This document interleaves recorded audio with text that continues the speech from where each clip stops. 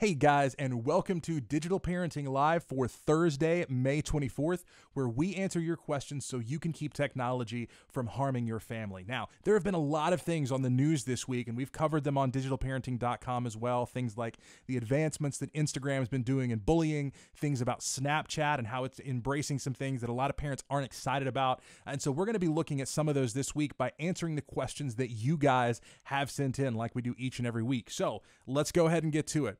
The question that we have this week says, is Snapchat really going to show my kid porn? I heard recently that they're opening up a new channel that's basically a porn channel. What should I do about this? Now, this is a great question because this has been all over the news this week. A lot of this started off at a site called Protect Young Eyes, which has some great resources for parents. And then it spread out. There was a couple of bloggers who picked this up and wrote about it in terms of their family. And so let's just talk about the facts. So what's happening here is Snapchat did enter into a partnership with Cosmopolitan to create this new channel that's going to show up Fridays after 6 p.m. that's going to be focused on overtly sexual and frankly lewd content. Now, they're supposedly not going to show this content to people that are registered users of Snapchat that are younger than 18 years old. So this supposedly is limited. In addition, according to what they're saying, this isn't, pornography in the strictest of terms, but they're going to be showing things that yet again are overtly sexual. So as a parent, you need to be aware of this. And let's just have a conversation. If your kids are on Snapchat, this is one of several things that you need to be concerned with and you need to have your eye on. Let's talk about a few things. One of the things that happens with a lot of social networks is for one reason or another, kids end up joining that social network and not putting their real birth date in. In some cases, they want to have access to either other people or other features that are only available to, adults or older teenagers within these platforms. In some cases, adults have even encouraged their kids to put the wrong birth date in. When do you see this is most social networks don't allow kids to have an account before the age of 13. This has to do with some rules and regulations with how they deal with data.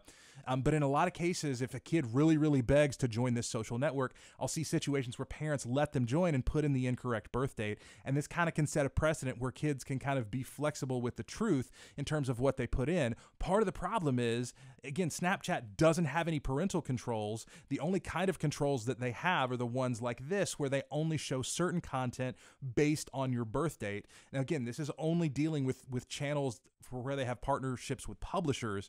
Again, just the regular content they can run across on Snapchat doesn't matter on the age because this is one-to-one communication. So in these cases, you need to be concerned with making sure that your child isn't portraying themselves as older than they really are on any social network that they're on. But in addition, Snapchat has a lot of dangers and risks associated with it, including the ability for somebody else to have unmonitored conversations with your child, and on top of that, have content that supposedly disappears after a period of time, leading kids, again, by data, leading kids to make more dangerous and risky decisions on what they send in terms of content to other people. So again, our advice here in most cases is, especially if you have a younger child, middle school or younger, that they do not need to be in Snapchat at all. And frankly, if you have an older child, we think it's best to encourage your child to not be on that social network and put boundaries in place so they can't install that application, because there are so many dangers and risks associated with it. There have been a lot of examples where data that kids previously thought was private ended up being exposed as public. And then because of that, there have been a lot of horrible things that have ensued, including kids committing suicide. We also see this as a platform, though not as popular as Instagram for cyberbullying. We do see this as another platform where that occurs. So we just want parents to be aware. And again, when we look at the issue that came up this week in terms of Cosmo After Dark, we want you to be aware about what's really happening so that you can make the right decision on what's best for your family. Now, let's look here. If you have questions, we want to encourage you to send your questions to questions@DigitalParenting.com. We'll get to as many of these as we can, and we'll answer one for each of these episodes. And we're going to be increasing what we're doing here on this show. We're actually going to be changing up the formats over the next month. You're going to see some new stuff, some new approaches. We're going to start bringing in some guests, having some conversations, and making this available in a slightly different way. So just stay tuned because we're excited by what we have coming in the future.